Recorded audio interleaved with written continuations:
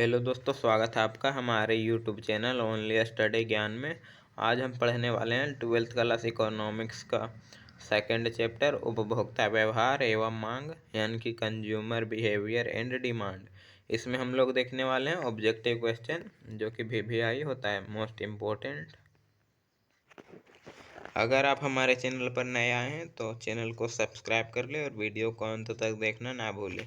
तो हम लोग देखते हैं, पहला ऑब्जेक्टिव क्वेश्चन है, कॉफ़ी के मूल्य में वृद्धि होने से चाय की मांग होती है तो क्या होती है? बढ़ती है, ऑप्शन है घटती है, स्थिर रहती है और इनमें से कोई नहीं। तो जो कॉफ़ी होता है उसका अगर मूल्य बढ़ता है तो कॉफ़ी का डिमांड घट जाता है, और जो चाय होती है उसकी डिमांड बढ़ जाता है। तो इसका आंसर होगा बढ़ती है, चाय का मांग बढ़ता है। दूसरा क्वेश्चन हमारा, मांग में कमी के निम्नलिखित में से कौन से कारण है? यानी कि मांग में कमी क्यों होती है? तो आय में कमी से, क्रेताओं की संख्या में कमी से, उपभोक्ता की रुचि में कमी से और इनमें से सभी। तो इसका राइट आंसर होगा इनमें से सभी। तीसरा क्वेश्चन हमारा है, सामान्य वस्तुओं के लिए मांग का नियम वस्तु की कीमत एवं मांग के बीच व्यक्त करता है। तो कौन सा संबंध व्यक्त करता है? तो वो होता है विपरीत संबंध। जो सामान्य वस्तु के लिए मांग का नियम होता है वह वस्तु एवं वस्तु की कीमत और मांग जो होती है वो एक दोनों के विपरीत होती है, क्योंकि सामान्य वस्तुओं में ही मांग का नियम लागू होता है। और मांग का नियम होता है कि यदि अन्य बातें सामान्य रहे तो कीमत के बढ़ने से मांग में कमी होती है और कीमत के घटने से मांग में वृद्धि होती है। तो यह सामान्य वस्तुओं के लिए लागू होता है, जो कि ऋणात्मक संबंध यानी कि विपरीत संबंध को बताता है। चौथा नंबर क्वेश्चन है, जब एक्स वस्तु की कीमत में परिवर्तन जो है वह वाई वस्तु की कीमत को प्रभावित करता है तब यह मांग कहलाती है। तो क्या कहलाएगी? कीमत मांग, आय मांग, तिरछी मांग, इनमें से सभी। तो इसका राइट आंसर होगा इनमें से। इसका जो आंसर होगा यहाँ देख लीजिए, जब एक्स वस्तु की कीमत में परिवर्तन हुआ और वाई वस्तु की मांग में परिवर्तन हो रहा है तो यह जो है तो तिरछी मांग आंसर होगा इसका, तिरछी मांग। क्योंकि मांग की आड़ी लोच में हम लोग देख चुके थे मांग की तिरछी लोच क्या है, यानी कि आड़ी लोच। अगर आप नहीं देखे होंगे तो प्ले लिस्ट में जाके देख सकते हैं, वीडियो बनाया गया है। अगला क्वेश्चन हमारा 5वां नंबर, मांग फलन को निम्नलिखित में से कौन सी समीकरण व्यक्त करती है? जो मांग फलन होता है उसे व्यक्त करने वाला समीकरण बताना है। P X D X is equal to P X D X is equal to function of P X. तो इसका राइट आंसर होगा D X is equal to function of P X, यानी कि जो एक्स वस्तु की मांग इज इक्वल टू फलनात्मक संबंध होता है एक्स वस्तु की कीमत के साथ। अगला छठा नंबर, मांग का नियम खाली है तो क्या है? तो मांग का नियम जो है वह गुणात्मक कथन है। और अगर यहाँ मांग की लोच रहेगा, लोच, तो इसका आंसर होगा लोच में मात्रात्मक कथन है। जो मांग की लोच है वह मात्रात्मक कथन है, लेकिन जो मांग का नियम है वह गुणात्मक कथन है। 7वां नंबर क्वेश्चन है, ऐसी वस्तु जिनका एक दूसरे के बदले में प्रयोग किया जाता है कहलाती है। तो होती है स्थानापन्न वस्तुएं, जो कि एक दूसरे के साथ प्रयोग किया जाता है। जैसे कि पेंसिल के साथ पेन का प्रयोग कर सकते हैं, चाय के जगह कॉफ़ी पी सकते हैं। यह सब हो गया स्थानापन्न वस्तु। अगर पूरक वस्तु की बात करें तो जो एक साथ प्रयोग किए जाते हैं, जैसे कि कार पेट्रोल पूरक वस्तु में आएगा, पेन और स्याही जो कि पूरक वस्तु में आएगा। तो इसका आंसर होगा स्थानापन्न वस्तु में बी नंबर। अगला क्वेश्चन 8वां, मांग को प्रभावित करने वाले तत्व निम्नलिखित में से कौन से हैं? तो इसका राइट आंसर है कीमत, आय में परिवर्तन और उपभोक्ता की रुचि, यानी कि इनमें से सभी। डी नंबर आंसर इसका सही है। अगला क्वेश्चन देखें 9वां नंबर, किस प्रकार की वस्तुओं के मूल्य में कमी होने से मांग में वृद्धि नहीं होती है? तो यह है अनिवार्य वस्तुएं। अगला क्वेश्चन है 10 नंबर, मांग की सामान्यतः ढाल होती है तो कैसी होती है? बाएं से दाएं ऊपर की ओर, यहाँ बोल रहा है बाएं से दाएं ऊपर की ओर, यानी कि इस तरह। तो यह सप्लाई वक्र होता है। दूसरा ऑप्शन है बाएं से दाएं नीचे की ओर, तो बाएं से दाएं नीचे की ओर इस तरह, तो यह डिमांड वक्र होता है। तीसरा है एक्स अक्ष के समांतर, तो इसका अगर चित्र बनाए तो कुछ इस टाइप का बनेगा, एक्स अक्ष के समांतर। चौथा है वाई अक्ष के समांतर, इसका चित्र कुछ इस टाइप के बनेगा। तो इसका राइट आंसर होगा बाएं से दाएं नीचे की ओर, जो कि इस तरह बनता है, डिमांड वक्र। 11 नंबर क्वेश्चन हमारा, मांग में कौन सा तत्व निहित होना आवश्यक है? ऑप्शन है वस्तु की इच्छा, एक निश्चित मूल्य, साधन व्यय करने की तत्परता, तो इनमें से सभी इसका राइट आंसर होगा। अगला क्वेश्चन है 12 नंबर, इकाई से कम मांग की लोच निम्नलिखित में से कौन व्यक्त करता है?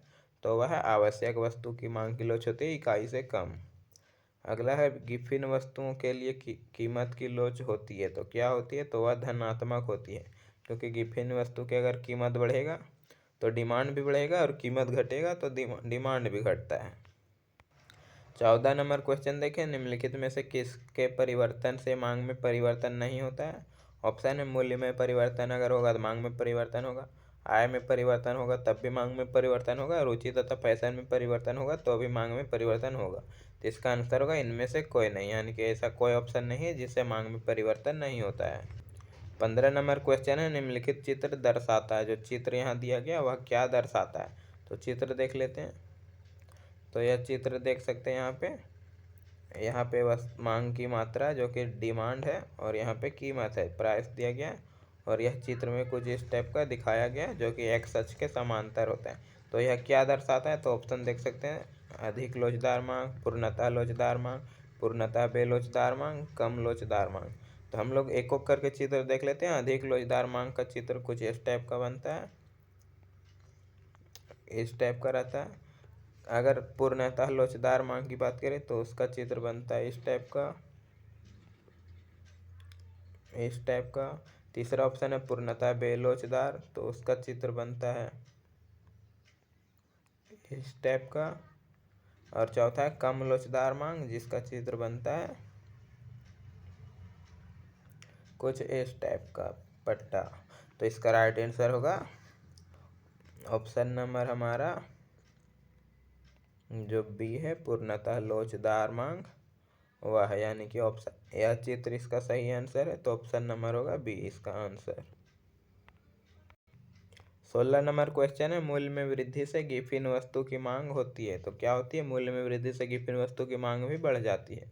17 नंबर क्वेश्चन है, एक वस्तु की मांग जो वह डी से बढ़कर खिसक कर डी डैश हो जाती है, तो चित्र देख लेते हैं इसका।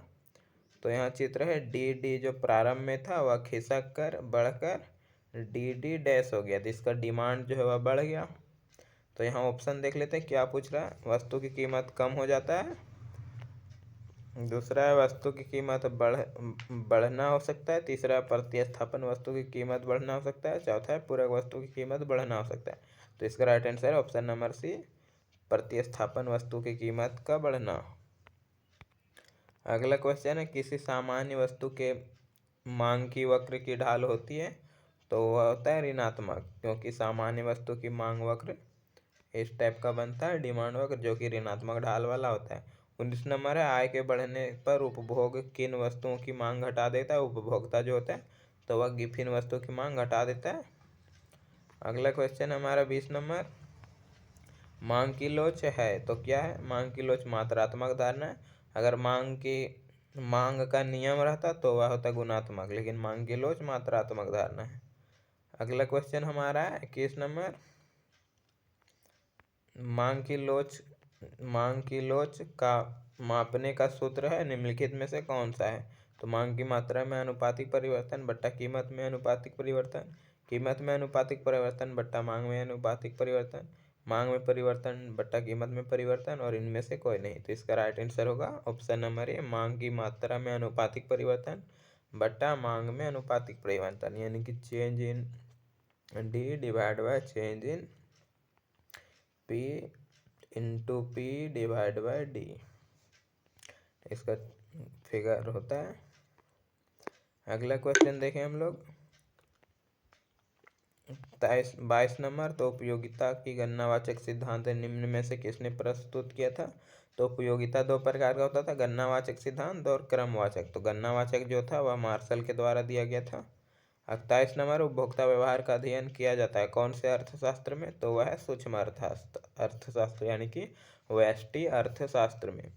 आय का सिद्धांत अगर रहेगा तो वह समष्टि अर्थशास्त्र, व्यापक अर्थशास्त्र में, यानी कि बड़ा अर्थशास्त्र में, यानी कि समष्टि अर्थशास्त्र। तो इसका राइट आंसर है सूक्ष्म अर्थशास्त्र। 24 नंबर देखें, जब कुल उपयोगिता अधिकतम होती है तो सीमांत उपयोगिता खाली स्थान होता है। तो चित्र इसका देख लीजिए पहले। यहाँ यह जो चित्र होता है, पहले कुल उपयोगिता का हम लोग चित्र बना लेते हैं। TU इस टाइप का होता है, फिर से बना लेते हैं हम लोग, वो कट गया। तो यह TU है, टोटल यूटिलिटी। अब हम लोग अगर यहाँ बनाए दूसरा सीमांत उपयोगिता MU, तो MU कुछ इस टाइप का बनता था। तो यहाँ पे पूछ रहा है जब TU अधिकतम होता है, यहाँ देख सकते हैं टोटल कुल उपयोगिता अधिकतम होता है तो सीमांत उपयोगिता क्या होता है। तो यहाँ देख सकते हैं कुछ इस तरह आता है इसका। TU इस बिंदु पर अधिकतम होता है तो सीमांत उपयोगिता जो है वह 0 होती है, यानी कि 0 होती है। यहाँ अधिकतम होगा तो यह 0 हो जाएगी, पूरा 0। तो यहाँ ऑप्शन देख सकते हैं 0 होती है, तो इसका सही आंसर हो जाएगा। अगला क्वेश्चन है सीमांत उपयोगिता कैसे निकालते हैं, यानी कि सीमांत उपयोगिता का सूत्र क्या है वह पूछा गया। तो सीमांत उपयोगिता का सूत्र है change in TU divide by change in U। इसका एक और सूत्र है TUN माइनस 1। MU का सूत्र है सीमांत उपयोगिता बराबर। अगला क्वेश्चन है गॉसियन का प्रथम नियम निम्न में से कौन सा है। गॉसियन का 2 नियम था, तो इसमें आंसर होगा सीमांत उपयोगिता ह्रास नियम पहला नियम है, और सम सीमांत उपयोगिता नियम जो है वह गॉसियन का दूसरा नियम है। अगला क्वेश्चन देखें 27 नंबर, निम्न में से कौन सा कथन सही है। तो इसका राइट आंसर होगा इनमें से सभी, यानी कि उपयोगिता का अर्थ होता है आवश्यकता की संतुष्टि करना, उपयोगिता इच्छा की तीव्रता का फलन होता है, और उपयोगिता जो वस्तु के उपभोग से इच्छा की उपयोगिता को जन्म देता है। तो इसका आंसर होगा इनमें से सभी। अगला क्वेश्चन देखें हम लोग। तो क्वेश्चन निम्न में से कौन सा कथन सही है। ऑप्शन दिया गया जब तक सीमांत उपयोगिता धनात्मक होती है तब तक कुल उपयोगिता बढ़ता है, तो ये सही है। दूसरा, जब सीमांत उपयोगिता 0 हो जाती है तो कुल उपयोगिता अधिकतम हो जाता है, सही है। तीसरा, जब सीमांत उपयोगिता ऋणात्मक होती है तो कुल उपयोगिता जो है घटने लगता है, तो यह भी सही है। इसका आंसर होगा डी, यानी कि इनमें से सभी सही आंसर है। अगला क्वेश्चन है सम सीमांत उपयोगिता नियम के विचार के मूल प्रतिपादक कौन है। तो यह है गॉसियन, यानी कि इसका दूसरा जो नियम था, दूसरा लॉ ऑफ सेकेंड, वह है सम सीमांत उपयोगिता नियम, पहला है सीमांत उपयोगिता ह्रास। 30 नंबर क्वेश्चन हमारा, उपयोगिता की निम्न में से कौन सी विशेषता है। ऑप्शन है उपयोगिता एक मानव वैज्ञानिक परिघटना है, तो सही है। उपयोगिता व्यक्ति पूरक होती है, तो सही है। उपयोगिता का विचार सापेक्षिक होता है, तो सही है। इसका आंसर होगा इनमें से सभी, यानी कि डी नंबर। अगला क्वेश्चन है उदासीन वक्र होता है तो क्या होता है। तो मूलबिंदु को और उन्नतोदर, मूलबिंदु को और अवनतोदर, A B दोनों, और इनमें से सभी। तो जो उदासीन वक्र का हम चित्र देख लेते हैं, कुछ इस टाइप का बनता था। इंडिफरेंस कर्व IC इस टाइप का बनता था, IC बनता था, या जो कि मूलबिंदु को और उन्नतोदर होता था, यानी कि ऑप्शन नंबर A इसका राइट होगा। अगला हम लोग देखते हैं क्वेश्चन